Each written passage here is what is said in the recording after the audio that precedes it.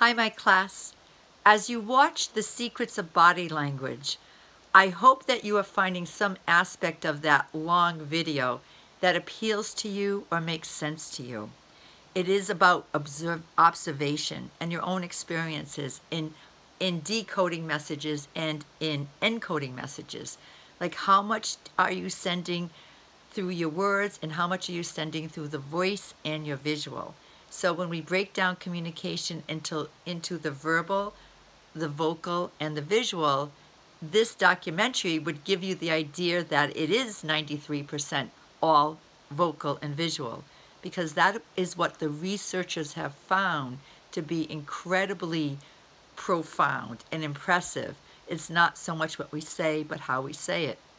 However, last week you were watching two videos, one by the Sapir-Whorf hypothesis with Professor Heidi Arnold, who is saying words matter. Words are the foundation, the backbone, the drive of cultures, because we express ourselves through words, and it also does represent our experiences.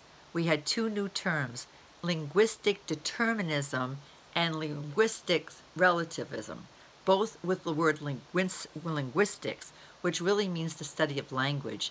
And linguistics who study language do not just study one culture's language, but multiple across the 7 continents. So they're always looking, how do groups of people determine a language, why certain words represent what, and why is the body of words what it is? Is it because the experiences, what they care for, and how much does it influence the people in that language? Much of our miscommunication comes from a perception of language.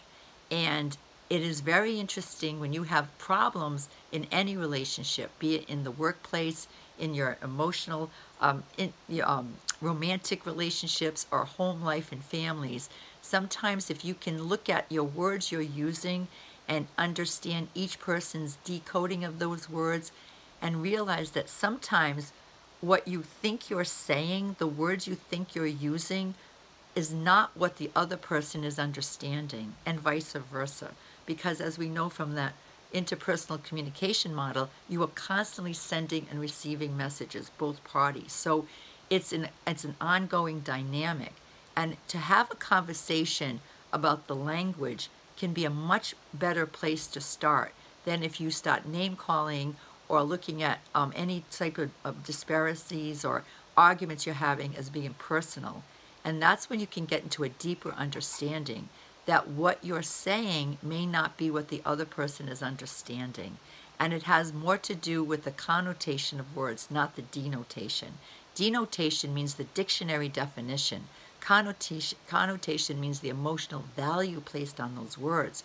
So being able to really monitor and look at the language you're using takes a lot of time. And that's what I'm hoping you can do in this semester. And without making a big fanfare about it, because as soon as you start analyzing your own language or someone else's, people can get defensive and you become hyperbolic about it. You become so sensitive that you can't get past certain language, but just noticing it. So when we watch the second video, The Power of Words with Susan Rannick, and she uses really strong statements like, change your words, change your world, you think, well, that's true for other people, but not for me. You really have to take a moment to look at the language you use. And is there any way you can change up some of the things you do on a pattern or routine place? Look at your greetings. How do you greet each other? Do you say the same things every time you reunite with your loved ones or your yous? Or do you grunt at each other? And I mean that lovingly, because I know there's some families have reported to me they don't say good morning to each other. They don't say, how did you sleep? They have nothing like that going on. They grunt like, yeah, coffee over there. You know, the same words, the same patterns. And if you change that up a bit, would it change the relationship? Would it change the energy in the room? Would it open up new doors of understanding? You never know until you try. So the power of words, I know when I wrote my instructor's notes, I practically wrote the entire TED Talk down, but I couldn't get over how significant every single thing that she was saying meant to me anyway, when she talked about language as far as you might say, oh, I should do this, or I must do that, oh, I have to do this, how weak that is. But if you say, I will, I can, you have a stronger active voice. Active voice means you're taking responsibility. Passive voice means something is being done unto you and you're not taking responsibility. The more responsible you are for your words, the more you own them, and sometimes the better the effectiveness. I love the video she referenced at the end, and maybe you've seen this on YouTube, about the blind person that was sitting on the side of the sidewalk with, you've seen this before, especially in large cities, and it says a sign, I'm blind, and looking for some assistance, financial assistance or tips. And there wasn't much tips that day, and then someone came along and turned the sign over and reworded the words. The message was the same, I am blind, but the way it was now sent, it was received differently. It's a beautiful day, yet I can't see it. All of a sudden, it brought empathy into the equation, and people responded. So the challenge is, what can you change in your relationships, in what you say on a regular routine basis? Charles Schulz, Charlie Brown, creative Charlie Brown, and when you watch the television versions, the videos of Charlie Brown, when any time that they want to indicate that there's an authority or a teacher, they never have the voice. They have the same wah, wah, wah, wah, wah, wah, wah. And that's really to indicate that oftentimes when you hear the same types of words, the same syntax, the same energy, the same vocal from somebody that you relate to as a teacher or a boss or a parent or spouse, you almost tune it out. Or you don't even almost, you do tune it out. And you have predictable outcomes. You think, I know what they're saying. Oh, I could open up my school book. Oh, I got to get busy. Oh, I just have to stop talking. Or whatever you think that wah-wah is, because you've heard it so many times. And it's not stimulating the mind. It's not stimulating your adrenaline. It doesn't bring anything new. So when you change that up in any way, from positioning in the room to full sentences instead of grunts, to having language that might be a little bit more clear and concise of what you're really trying to say in that moment, you might stimulate your partner or the other side of the equation who is decoding at that moment, and you might have a different result.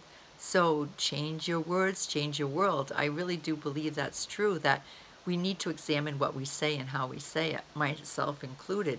And this is ongoing. This is not something that you learn in a textbook or on a video or in a class, and now you've fixed it all up. You've changed your words. You should have a different outcome, healthier, maintain, increase your relationships. It's not a panacea, as Julia T. Wood said back in her 8 Principles of Interpersonal Communication. It's something ongoing. Back to linguistics for a moment. Julia T. Wood is a linguistics. She's a linguistics scholar. She studies linguistics. And linguistics is still a viable 4-year degree, master's degree, PhD degree for any of you who are interested in studying languages. I had a student last semester who I had in public speaking class, and she just graduated last June or May, whenever it was, from Bristol Community College, and she's transferring into Brown University. And I was so happy for her, because I've taken classes at Brown and I've studied at Brown, and I know a little bit about the faculty and their philosophy of education. I was very happy for her. Getting into Brown can be tough, like getting into Harvard. But once you're in that environment, BCC students do really well. So I was excited for her, and I said, well, what are you majoring? And she said linguistics, and I was so happy. Now, she is a student who speaks 3 different languages. She speaks Brazilian Portuguese, English, and Japanese. And I was always interested in the Japanese-Brazilian relationship. But in Brazil, there are many, many immigrants from Japan, have been for decades and decades. So she was influenced by that. And I thought this was great, because she doesn't just stay in the Romance languages. She has blossomed out. So her perception and her worldviews have always been broader than mine would be. And now she's going to be studying linguistics. So when you watch both the videos on words, whatever can click into you as being true, please take away and try to respond accordingly to your own life. It is important to try to make some awareness. It doesn't mean there's anything wrong with your relationships. It just means what is the awareness and how are the words you're using affecting those relationships. Same thing with what we call vulgarities, right? When I was a kid, I was lucky enough to be an exchange student in England. I lived in London for just 10 months. But in that environment, I listened to the language. Now, I spoke American English, and now I'm with British English, and all the differences there were, and there were tons of differences. But words like the F word, right, like phrases, I should say, whatever. People use the F word, some people do, like it's just part of who they are. Like, oh, where's my effing keys? Oh, I'm going to be effing late again. Oh, they just say it as every part of speech, right? But has it affected relationships? How do you know? How do people look at you? Well, when I was in England, I realized the F word was used as randomly as we would use, oh, where's that darn keys of mine? Where's that darn cat just knocked over the water bowl? But they used it so casually. It wasn't considered to be vulgar, and it wasn't obscene. It was informal, but it was not unusual to hear it. But here in the United States, we might have a totally different decoding. So if you are someone who uses that word a lot, phrase a lot, just see if you can go a day without saying it. Just catch yourself and just watch your relationships over time. Someone is going to say to you, what's wrong with you, man? You don't sound like yourself anymore. Well, I'm just cleaning up my act a little bit. Or maybe it's some other types of words, like the words like actually. When Susan Rannick says any ly words really are filler words, I agree with that. But I had an actually problem for a while, and I noticed my students were using actually. I think they got it from me. They say, I'm actually going to the mall, and I'm actually going to put gas in my car before I drive out so I don't actually run out of gas. It just seemed to be an accent word that was a filler and totally unnecessary and just muddied your message. So to eliminate that, I have a student who said that she started every sentence with her children with the word listen.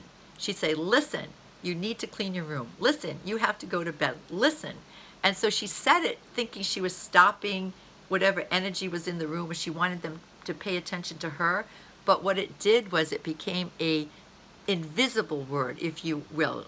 Words aren't invisible, but we just don't hear them anymore. We tune them out.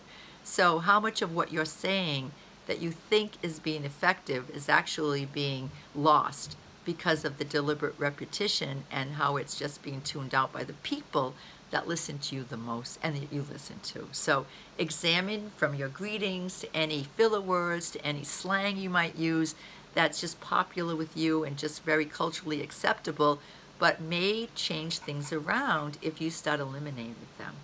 I tend not to ask people in this pandemic, how are you? Because I have then been stopped, like with neighbors, and I listen and listen and listen, and I realize at that moment it can be a tough question, right? What used to be a throwaway question, like, hey, how are you doing? How's it going? How are you? Now has become more serious. And what I've replaced it with, and I'm not saying this is good or bad, but I did change it. I say, well, what am I really thinking in that moment? How are you? Or am I really thinking, it's good to see you? And that's how I start. It's good to see you. Anything new? Tuta Bain. I hope things are well. And you just try to, I work from that point on. But it's good to see you. And it's a funny thing that once I started it, I've noticed that my neighbors are saying that to me. Good to see you. Nice to see you out. And I'm not saying that's good or bad, but it was a change. And it did seem to change things a little bit around some of my conversations. So change your words, change your world. All right, I hope you're enjoying the videos. They're really meant to be chapters in a textbook that we don't have.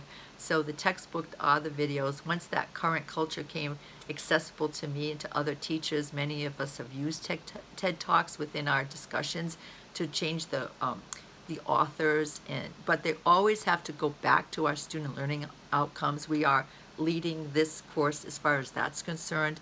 I've enjoyed your private journals a lot, and I know it's hard for me.